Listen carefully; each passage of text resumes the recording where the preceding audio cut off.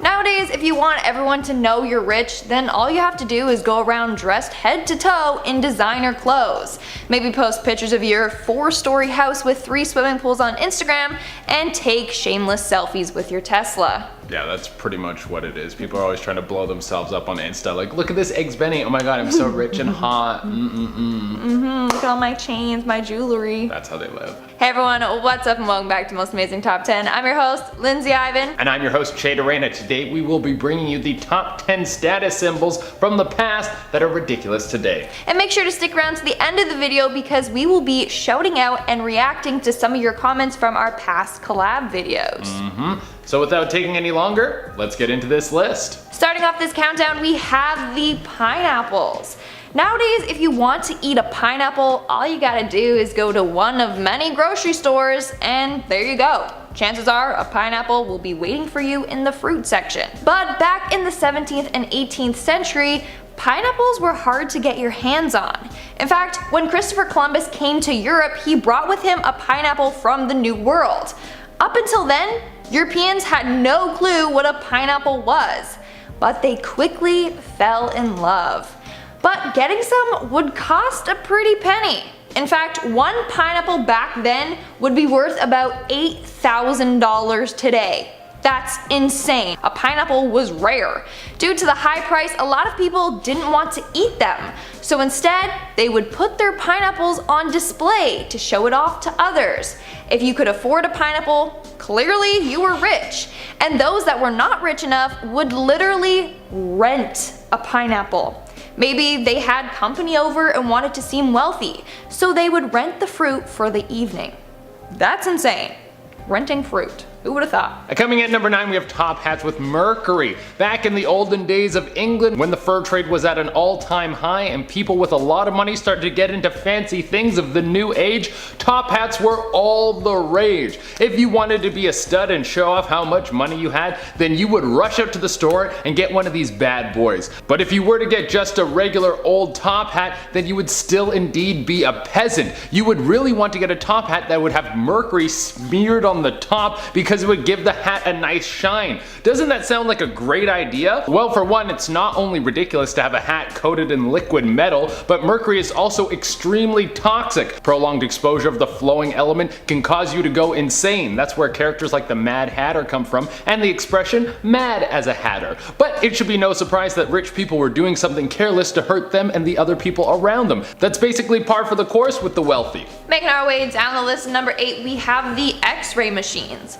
During the 20th century, Americans were obsessed with taking x-rays of their bones. In fact, some shoe stores had x-ray machines in the store to attract customers. They offered a free x-ray of their feet and hoped that this would influence them to purchase their shoes. And if you owned an x-ray machine yourself, well damn, you are high class. These people would then have x-ray parties where people would gather around while someone got an x-ray of their bones done. The images were then framed and hung on the walls of their home. Yikes, imagine the radiation all of them were exposed to. Nowadays, when you get x-rays taken, the doctor sets you up and then runs out of the room. They want no chance of being exposed to the radiation. Coming in at number 7, we have fake castles. Every day when you learn more and more about what people are spending their money on, it makes sense why people are saying eat the rich. Back in the 1800s, rich people started to get into the fad of building rundown, abandoned looking castles to throw parties in. These were called follies. There wasn't the threat of war in the same way anymore, but there was still the lust to house your body in a big fancy protective building to show off to all your friends. That's when you know the rich need to be taken down a notch, when you're no longer building castles for protection and now just for fun. Having the best folly was all about having an authentic experience. This would mean that someone would be hired to tangle vines around the whole building like it had been there for decades, or even hire an actor to play a hermit, someone living in there who would pop out and scare your guests. If you got hired for that kind of role, this would be the perfect opportunity to rob everyone at the party. In our 6th spot, we have the black teeth. Nowadays, everyone wants to have a perfect pair of pearly white teeth, which makes me think of the episode of Friends when Ross gets his teeth whitened and they turn out super white and glowing. So maybe not that white. But back in the day, wealthy people in Japan, China, and Southeast Asia would do quite the opposite. They would in fact stain their teeth black. Black teeth were regarded as beautiful and also worked as a dental sealant to help combat tooth decay. So that's a win-win. But apparently this smelled awful and it didn't last more than a couple of days, so they would have to continually get their teeth dyed, which means they had money. What do you guys think? Should black teeth make a comeback? Coming in at number 5, we have swords. It makes sense that swords would be a status symbol from the past. They would be very hard to make. They were the sign that you were ready for combat. They costed a ton of money and they were only used to fight. Like, you could technically use a hatchet or a hammer in combat, but all those things still have uses outside of warfare. A sword is only used for one thing, and that's killing dudes. It's just funny because today when you see someone with a sword, the last thing you think about them is high status. When I see some dude doing sword tricks, I expect them to have a ponytail and know a lot about reptiles. Also, they for sure don't own a home. Coming in at number 4, we have the patches. Nowadays, if you get an imperfection on your face, you can easily cover it up with makeup. But in the 16th century, they used quite a different method to conceal facial flaws. They would cover up their flaws with patches, which in fact would just draw more attention to the mark on their face, but whatever. Birthmarks were thought to be omens of doom, so they were covered up, along with scars from smallpox. Now, you would know if someone was wealthy if their facial patch was made out of silk or velvet. Then these patches were stuck on with tree gum. Sometimes they would even shape the patches as hearts or crescent moons.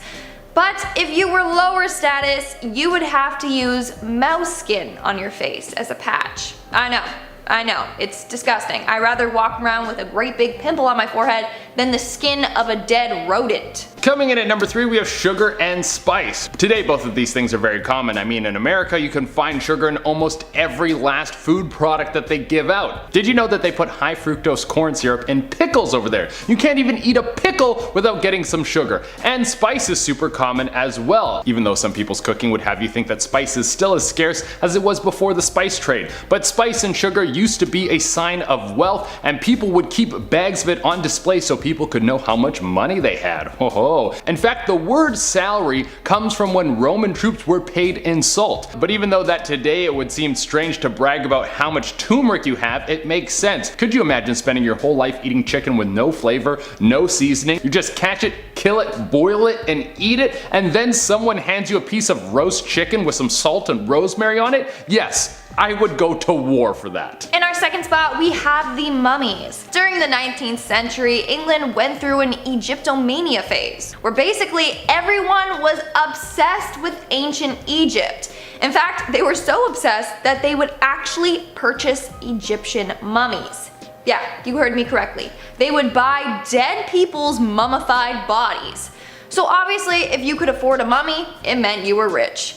But that's not all. They would then display these mummies in their home. I mean, you could have just had a statue of a pyramid or something, but no, they went to the extreme and started purchasing dead bodies. Like, whose idea was this? But it gets worse. They would also have unwrapping parties, where the body would literally be unwrapped right there in front of everyone. No thank you. I don't need to see a decaying body, thanks. That's not my idea of a fun time. And coming in at the number 1 spot, we have tulips. Yeah, dude, you know those flowers that just grow in the ground? You know the ones that you'll plant and then forget to water and then they'll die? There used to be an entire economy centered around tulips. This was in the Netherlands back in the 16th century. Tulips worked their way over to the country about 100 years before, and people started to take a liking to them. In fact, people started to take such a liking to them that supply couldn't match demand, and the worth of tulips went through the roof. The cost of a tulip bulb was more than the average worker's yearly income. Yeah, dude, all this for a flower. The demand was so crazy, basically the entire Dutch economy was centered around trading tulips. People's entire jobs would be buying and selling tulips all day. People were building fortunes on something that had no real value. Then one day, people just lost interest in them. It was no longer cool to have a garden full of tulips. The worth of the flower plummeted, and it almost destroyed the Netherlands as a country, nearly forcing them into bankruptcy. It's such a powerful lesson in economics that economists still reference this to this day, but obviously no one cares, because trading things that have no real value to the point where one small thing could cause an economic collapse is basically what the stock market does every day. And that's all for today's video. Let's move on to our comment shout out portion. Don't wave bye just yet. No, I was saying the bye to the list. Oh, I thought you were Hello gonna be to like, the "Bye, comments. All right. Give me the comments. Woo! We'll be shouting out comments from our last collab, top 10 scary traditions from around the world. Sick. Yeah. Cade Gable commented, her reaction to Che calling her wonderful is amazing. Aww, thanks, that's so Che. nice. No wonder, I mean, no problem. You're wonderful. You're wonderful. Yes. No wonderful. No wonderful. Blah. English is hard, guys. It is. Charlie Knight wrote in and asked, the best two host period. Thank you both for making this channel worth watching again. Thank you, and have a blessed day. Aw, that's so sweet. That And is it's just great. It's in all caps. Is it- so yeah. He's being serious So when he for says that. Those of you who don't know, yeah, it was all in capitals. So it's like him screaming his good energy at us, which is the kind I like to receive. I like good energy Same. being screamed at me. Maylin Taylor commented, me waiting for Lynn to shout out my comments. I love you all. Here you go, Maylin. Here's your shout out. Here's your Thanks for shout out. commenting. Roland Rosama wrote in and asked, my cat is actually named Che. Oh, that's cool. I want to see this cat named Jay. Yeah, actually send me a picture of your cat. I like cats. Send me the picture of your cat. No, me. No, me. Whoever's your favorite, you send the cat to and Stop then we it. know. Don't say that. Yes, competition. No, Roland. Stop. Blood fight. Thunderdome. Ah! And that's all the comments we're showing up for today's video. Make sure to comment something down below for a chance to be featured in our next comment shout out. And as always, don't forget to give this video a Big thumbs up. That's and it. subscribe to us Amazing Top 10 for more amazing videos. I've been your host, Lindsay Ivan, I've been Che Arena. and I'll see ya when I see ya.